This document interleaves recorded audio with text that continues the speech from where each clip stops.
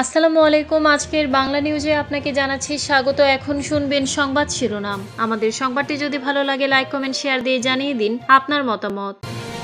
জুলাই সনদের বাস্তবায়নের সুপারিশ কি আছে? সরকারের সিদ্ধান্তে ইসিকে অটল থাকার আহ্বান জামায়াতের। নির্বাচনে আওয়ামী লীগের অংশগ্রহণ নিয়ে কূটনীতিকদের চাপ নেই জানিয়েছেন পররাষ্ট্র উপদেষ্টা। উপদেষ্টারা নির্বাচনে প্রার্থী হতে পারবে না জাতীয় নাগরিক জোট জানিয়েছেন। জাতীয় নির্বাচনের আগে গণভোটের সুপারিশ ঐক্যমত্য কমিশনের। ধানমন্ডি আইডিয়াল কলেজের শিক্ষার্থীদের সঙ্গে পুলিশের সংঘর্ষ, ইটপাটকেল নিক্ষেপ। না ফেরার দেশে 3 বারের বিশ্বজয়ী হাফেজ তকি। সিরাজগঞ্জ কারাগারে আওয়ামী লীগ নেতার মৃত্যু। জুলাই সনদ বাস্তবায়নের আদেশের খসড়ায় কি আছে বিস্তারিত। জুলাই জাতীয় সনদ বাস্তবায়নের উপায় সম্পর্কিত সুপারিশ অন্তর্বর্তী সরকারের প্রধান উপদেষ্টা অধ্যাপক মোহাম্মদ ইউনূসের কাছে হস্তান্তর করেছে জাতীয় ঐক্যমত্য কমিশন। ঐক্যমত্য কমিশনের সহ সভাপতি অধ্যাপক আলী রিয়াজ আজ মঙ্গলবার দুপুরে মোহাম্মদ ইউনূসের হাতে এই সুপারিশ তুলে দেন। মোহাম্মদ ইউনূস ঐক্যমত্য কমিশনের সভাপতি। সুপারিশ হস্তান্তরের সময় উপদেষ্টা পরিষদের জন্য সদস্যদের পাশাপাশি উপস্থিত ছিলেন ঐক্যমত্য কমিশনের সদস্য বিচারপতি মোহাম্মদ এমরাতুল হক, ইফতেখারুজ্জামান, বদিউল আলম মজুমদার, সফররাজ হোসেন, মোহাম্মদ আইয়ুব মিয়া ও প্রধান উপদেষ্টার বিশেষ সহকারী মনির হায়দার। এই সুপারিশে জুলাই সনদ বাস্তবায়ন আদেশের একটি খসড়া দেওয়া হয়। জুলাই জাতীয় সনদ সংবিধান সংস্কার বাস্তবায়ন আদেশ 2025-এ কি আছে তা দেখে নিন এক নজরে। সরকারের সিদ্ধান্তে ইসিকে অটল থাকার আহ্বান জামায়াতের। আগামী জাতীয় সংসদ নির্বাচন অবাধ, সুষ্ঠু ও নিরপেক্ষ করতে নির্বাচন কমিশনের ইসির কাছে 18 দফা দাবি পেশ করেছে বাংলাদেশ জামায়াতে ইসলামী। দলের দাবিতে গণভোটের বিষয়টি গুরুত্ব দিয়ে উল্লেখ করা হয়েছে। মঙ্গলবার 28 অক্টোবর বেলা 12:10 আগারগাঁওয়ে নির্বাচন কমিশনের সঙ্গে বৈঠকে বসে জামায়াতের 7 সদস্যের প্রতিনিধি দল। দলের সেক্রেটারি জেনারেল মিয়া গোলাম পরোয়ার নেতৃত্ব দেন প্রতিনিধি দলকে। বৈঠকে প্রধান নির্বাচন commissioner CEC AMM Nasir Uddin ও অন্যান্য কমিশনার উপস্থিত ছিলেন। প্রায় 2 ঘণ্টা বৈঠক শেষে দুপুর 2:15টার দিকে সংবাদ সম্মেলনে মিয়া গোলাম পরোয়ার জানান, 18 দফা দাবির মধ্যে অন্যতম ছিল অবাধ নির্বাচনী পরিবেশ নিশ্চিত করা, সব রাজনৈতিক দলের সভা সমাবেশের স্বাধীনতা বজায় রাখা এবং প্রশাসনিক হস্তক্ষেপ রোধ করা। বিএনপির সমালোচনা করে তিনি বলেন, সংসদ নির্বাচনে 4 মাস আগে লেভেল প্লেইং ফিল্ড নষ্টের প্রবণতা দেখা গেছে। আমরা নির্বাচন কমিশনকে বলেছি সরকারের যেসব সিদ্ধান্ত হয়েছে সেগুলোর ক্ষেত্রে তারা যেন দৃঢ় অবস্থানে থাকেন। নির্বাচনে আওয়ামী লীগের অংশগ্রহণ নিয়ে কূটনীতিকদের চাপ নেই জানিয়েছেন পররাষ্ট্র উপদেষ্টা।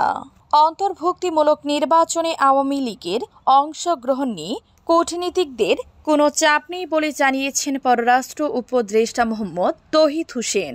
আজ মঙ্গলবার 28 অক্টোবর দুপুরে পররাষ্ট্র মন্ত্রণালয়ে সাম্প্রতিক বিষয়ে সাংবাদিকদের সঙ্গে আলাপকালে তিনি এ কথা জানান। নির্বাচনের সময়সীমা প্রসঙ্গে পররাষ্ট্র উপদেষ্টা বলেন, দাতা দেশ উন্নয়ন সংস্থাগুলো নির্বাচনের সময়সীমা নিয়ে সংশয় নেই। নির্বাচনের পর্যবেক্ষণ নিয়ে তিনি বলেন, জাতীয় নির্বাচনে বিদেশি পর্যবেক্ষকদের আমন্ত্রণ জানাবে নির্বাচন কমিশন। অযৌক্তিক বিতর্ক তৈরি করতে পারে এমন কাউকে আনতে চায় না সরকার।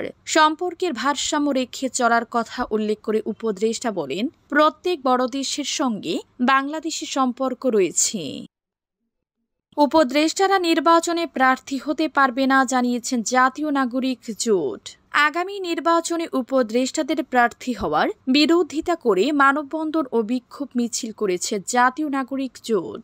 মঙ্গলবার ২৮ অক্টোবর বেলা ১১টায় জাতীয় সংসদ ভবনের দক্ষিণ প্লাজায় জোটের পক্ষ থেকে মানববন্ধনে এই দাবি জানানো হয়। মানববন্ধনে জোটের পক্ষ থেকে গণতন্ত্র পুনরুদ্ধারে, ভোটাধিকার পুনরুদ্ধার, টেকসই জনবান্ধব সংস্কার, নির্বোধমূলক কালো আইন বাতিল এবং অন্তর্বর্তীকালীন সরকারের জবাবদিহিতা নিশ্চিতের জাতীয় ঐক্যমত্য কমিশনের কাছে স্মারকলিপি দিবে বলে জানিয়েছে। মানববন্ধনে গ্রিন পার্টির সভাপতি রাজু আহমেদ খান বলেন, আমরা চাই উপদেষ্টারা একটি সুষ্ঠু সুন্দর নির্বাচন উপহার দিবে। জনগণের আকাঙ্ক্ষিত নির্বাচনের সুনির্দিষ্ট তারিখ ঘোষণা করতে হবে। সমাজ কল্যাণ পরিষদের সভাপতি গিয়াসউদ্দিন খোকন বলেন, জনগণের দাবি নিয়ে আমরা দীর্ঘ আন্দোলন সংগ্রাম করেছিলাম। সেই দাবি অনুযায়ী অন্তর্বর্তী সরকারের কাছে আহ্বান, আপনারা দ্রুত নির্বাচনের তারিখ ঘোষণা করেন। জাতীয় নির্বাচনের আগে গণভোটের সুপারিশ ঐক্যমত্য কমিশনের। জাতীয় সংসদ নির্বাচনের আগে গণভোটের আয়োজন করার সুপারিশ করেছে ঐক্যমত্য কমিশন। এই ব্যাপারে নির্বাচন কমিশনের সঙ্গে দ্রুত যোগাযোগের তাগিদ দেওয়া হয়েছে। মঙ্গলবার দুপুরে রাজধানীর ফরেন সার্ভিস একাডেমিতে সংবাদ সম্মেলনে এ কথা জানান জাতীয় ঐক্যমত্য কমিশনের সহসভাপতি প্রফেসর ডক্টর আলী রিয়াজ। তিনি বলেন, সরকার আদেশ দিবেন, এটা সরকারের হাতে রেখেছি। আর গণভোটের ব্যাপারে সুনির্দিষ্ট কোনো দিন নির্ধারণ করে দেয়নি। আদেশ দেওয়ার পর থেকে নির্বাচনের দিন পর্যন্ত গণভোট করবেন। আমরা কোনো দিনক্ষণ বেঁধে দিচ্ছি না। আলী রিয়াজ বলেন, সরকার কিভাবে জুলাই জাতীয় সনদ বাস্তবায়ন করতে পারে সেই সুপারিশ আমরা দিয়েছি। কোনগুলো আদেশের অর্ডারের মাধ্যমে বাস্তবায়ন করা যাবে সেটি আমরা আলাদা করে দিয়েছি। তিনি আরো বলেন, 6টি সংস্কার কমিশনের 166টি সুপারিশ রাজনৈতিক দলগুলোর কাছে পাঠানো হয়। 30টি রাজনৈতিক দলের সঙ্গে বসে সুপারিশগুলো আলোচনা করা হয়। রাজনৈতিক দলগুলোর মতামত, বিশেষজ্ঞদের মতামত ও কমিশনের সদস্যদের অভিজ্ঞতা মিলিয়ে সুপারিশগুলো করা হয়। এর আগে এদিন সকালে জুলাই সনদ বাস্তবায়নের উপায় সম্পর্কিত সুপারিশ অন্তর্বর্তী সরকারের প্রধান উপদেষ্টা ডক্টর মোহাম্মদ ইউনূসের কাছে জমা দেয় জাতীয় ঐক্যমত্য কমিশন।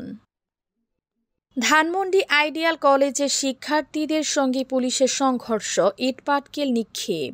রাজধানীর সায়েন্স ল্যাবে সড়কে অবস্থান নেওয়াকে কেন্দ্র করে আইডিয়াল কলেজের শিক্ষার্থীদের সঙ্গে পুলিশের সংঘর্ষ ঘটেছে। মঙ্গলবার ২৮ অক্টোবর দুপুরে 12:30 দিকে সায়েন্স ল্যাব এলাকায় ধাওয়া পাল্টা ধাওয়া ও ইটপাটকেল নিক্ষেপের পর এক পর্যায়ে পরিস্থিতি নিয়ন্ত্রণে আনতে পুলিশ সাউন্ড গ্রেনেড নিক্ষেপ করে। তবে সংঘর্ষের পর বর্তমানে পুরো এলাকার পরিস্থিতি শান্ত রয়েছে। প্রত্যক্ষদর্শীরা জানান, দুপুরে সড়কে অবস্থান নেওয়াকে কেন্দ্র করে পুলিশ শিক্ষার্থীদের মধ্যে উত্তেজনা তৈরি হয়। এক পর্যায়ে শিক্ষার্থীরা পুলিশের উপর চড়া হলে ধাওয়া পাল্টা ধাওয়া শুরু হয়। পরে ইটপাটকেল নিক্ষেপের ঘটনাও ঘটে। এ সময় পরিস্থিতি নিয়ন্ত্রণে আনতে পুলিশ সাউন্ড গ্রেনেড ছুড়ে। এতে পুরো এলাকা জুড়ে আতঙ্ক ছড়িয়ে পড়ে। ঘটনার সূত্রপাতের বিষয়ে পুলিশের পক্ষ থেকে জানানো হয়েছে, সকালে ঢাকা কলেজের এক শিক্ষার্থীকে মারধর করে আইডিয়াল কলেজের কয়েকজন শিক্ষার্থী। এর জবাবে ঢাকা কলেজের শিক্ষার্থীরাও আইডিয়াল কলেজের একজনকে মারধর করেন। এ ঘটনার পর থেকে দুই কলেজের শিক্ষার্থীদের মধ্যে উত্তেজনা ছড়িয়ে পড়ে। দুপুরে দুই পক্ষের শিক্ষার্থীরা সায়েন্স ল্যাব ও আশপাশের এলাকায় মহড়া দিতে থাকে। এ সময় কোনো অনভিপ্রেত পরিস্থিতি যেন তৈরি না হয় তার চেষ্টা করে পুলিশ। পরে দুপুর 12:30 দিকে আইডিয়াল কলেজের 50 থেকে 60 জন শিক্ষার্থী সংঘর্ষের উদ্দেশ্যে সায়েন্স ল্যাবের মেরিয়ট কনভেনশন হলের গলিতে জড়ো হন। এ সময় পুলিশ তাদের সরে যেতে বললে দুই পক্ষের মধ্যে সংঘর্ষ বাধে। না ফেরা দেশে 3বারের বিশ্বজয়ী হাফেজ তোকি। ডেঙ্গু জ্বরে আক্রান্ত হয়ে ইন্তেকাল করেছেন 3বারের আন্তর্জাতিক কুরআন প্রতিযোগিতায় বিজয়ী হাফেজ সাইফুর রহমান তোকি।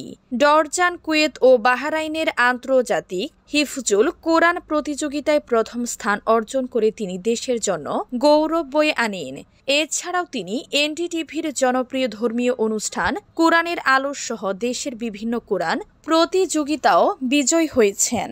আজ মঙ্গলবার ২৮ অক্টোবর সকালে রাজধানীর মুগদা মেডিকেল কলেজ হাসপাতালে লাইফ সাপোর্টে থাকা অবস্থা নিয়ে তিনি শেষ নিঃশ্বাস ত্যাগ করেন। বিষয়টি গণমাধ্যমকে নিশ্চিত করেছেন তার শিক্ষক ও মারকাজুদ তাহফিজের প্রতিষ্ঠাতা হাফেজ কারি শায়ক নেসার আহমদ আল নাসিরি। হাফেজ তকি মারকাজুদ তাহফিজ থেকে হিফজ সম্পন্ন করেন এবং এই প্রতিষ্ঠান থেকে একাধিকবার জাতীয় কোরআন প্রতিযোগিতার চ্যাম্পিয়ন হন। পরবর্তী সময়ে তিনি নারায়ণগঞ্জের একটি মাদ্রাসায় কিতাব বিভাগে অধ্যয়নরত ছিলেন। ডেঙ্গু জ্বরে আক্রান্ত হওয়ার পর তার শারীরিক অবস্থার অবনতি হলে হাসপাতালে ভর্তি করা হয়। পরবর্তী সময় লাইফ সাপোর্টে নেওয়া হলে শেষ পর্যন্ত সেখানে মৃত্যু ঘটে তার। সিরাজগঞ্জ কারাগারে আওয়ামী লীগ নেতার মৃত্যু।